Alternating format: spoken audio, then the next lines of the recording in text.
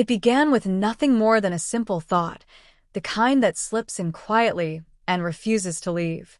For years, I had worked within the rigid walls of a system built to reward the powerful and crush the daring. Every day felt like walking into a battlefield where the rules were stacked against me, where success was doled out to those who had connections, not talent.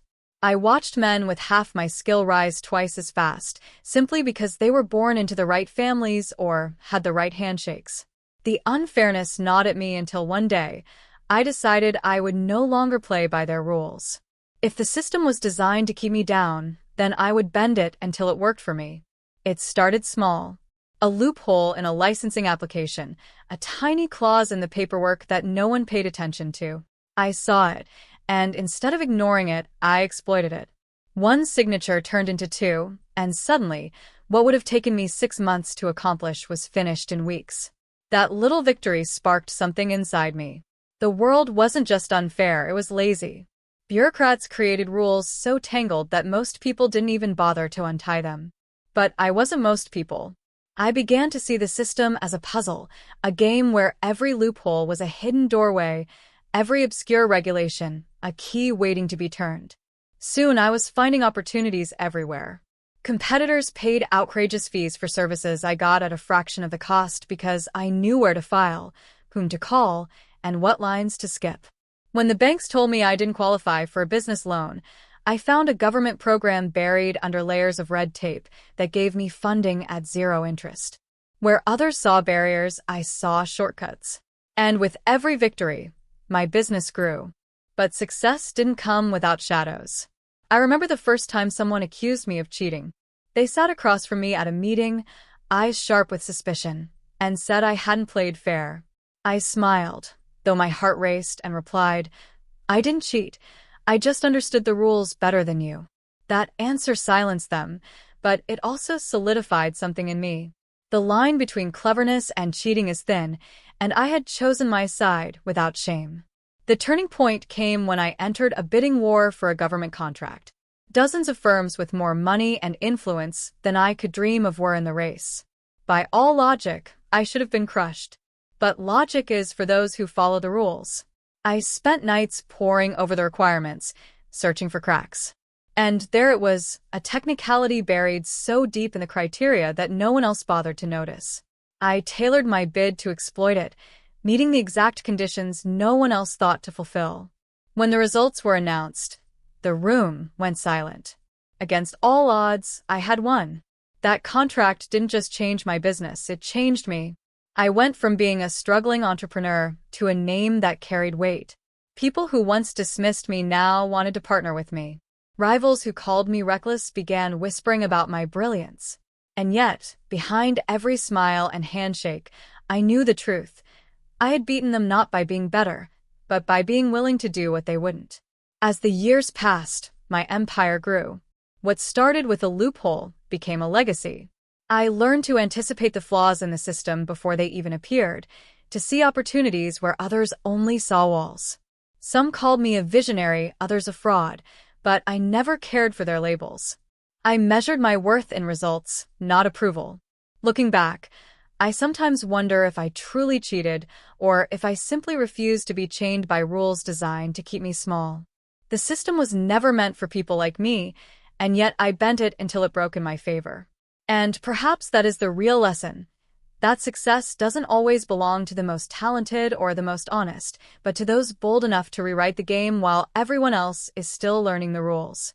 That is how I cheated the system. That is how I won. The higher I climbed, the sharper the air became, and with it came the awareness that every step forward left a trail behind me. I had cheated the system. Yes, but systems have guardians, inspectors, auditors, regulators, all of them trained to sniff out irregularities.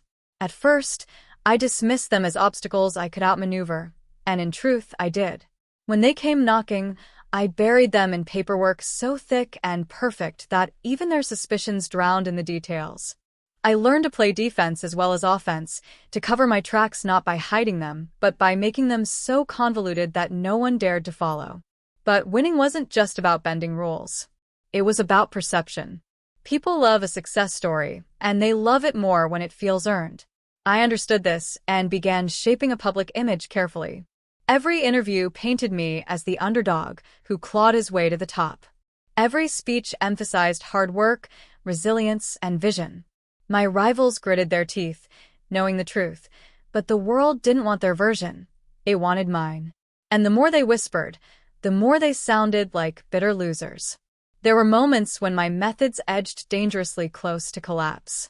One deal in particular still lingers in my mind. A partnership with a multinational corporation promised expansion beyond anything I had imagined. But their lawyers were ruthless, combing through contracts with the precision of surgeons.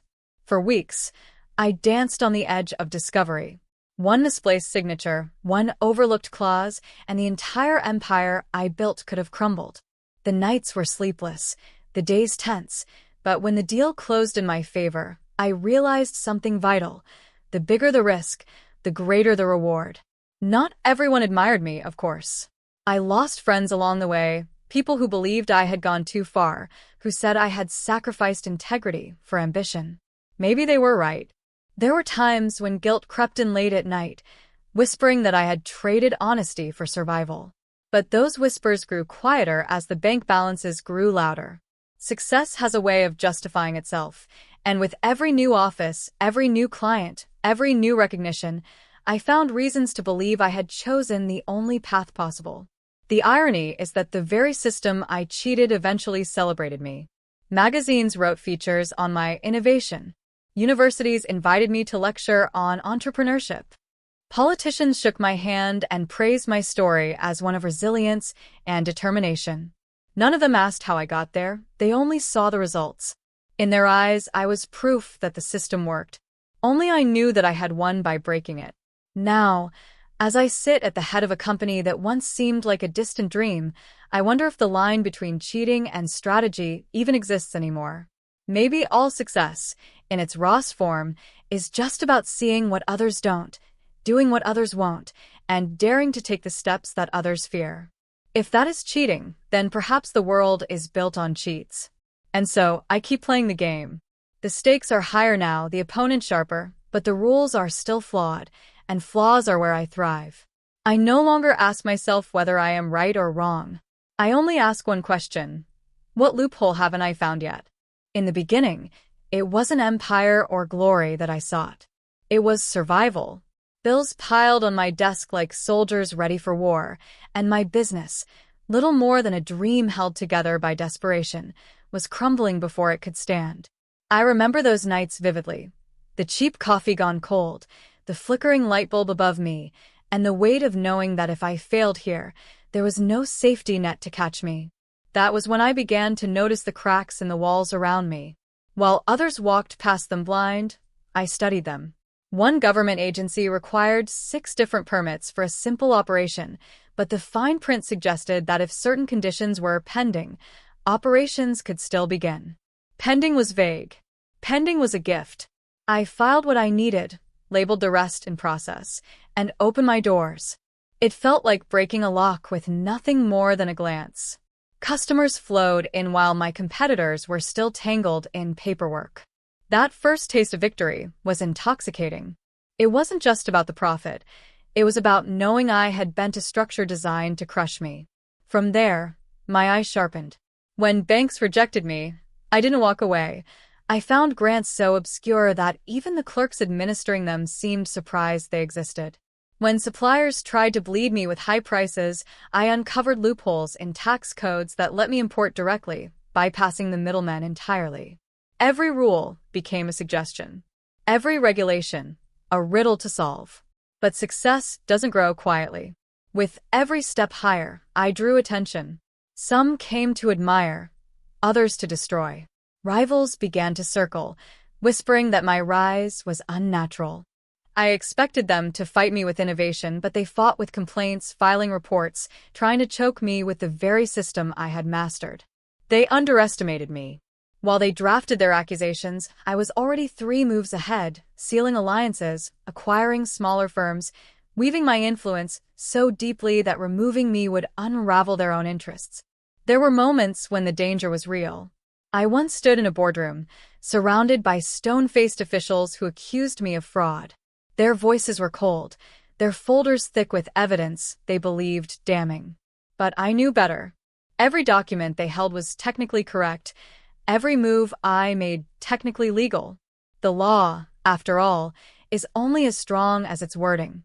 By the time the meeting ended, their accusations dissolved into uneasy silence. I walked out not only unscathed but stronger because they realized I was untouchable, not because I broke the law, but because I understood it better than they did. The empire I built grew faster than I ever imagined.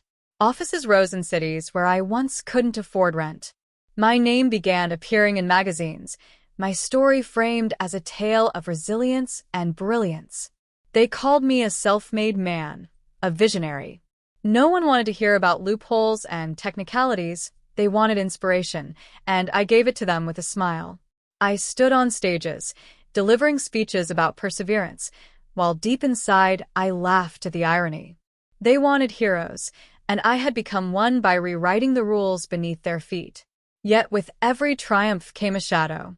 I had allies, yes, but trust was scarce. Deals were signed with smiles, but sealed with suspicion. Partners watched me as though waiting for the trick they couldn't see. And sometimes, late at night, I wondered if I had built a tower too high, too fast, on foundations too fragile. If one thread were pulled, would it all unravel? But fear, I learned, is fuel.